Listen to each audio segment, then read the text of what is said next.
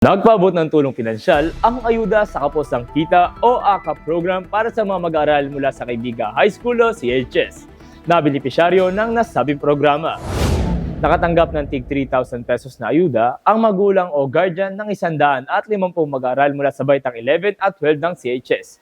Kaugnay nito, ayon kay Ginang Erlinda Daen, magulang na mag-aaral na nabigyan ng pinansyal, malaking tulong ito sa kanila dahil natugunan ang pangangailangan nila sa bahay at sa edukasyon ng kanyang mga anak.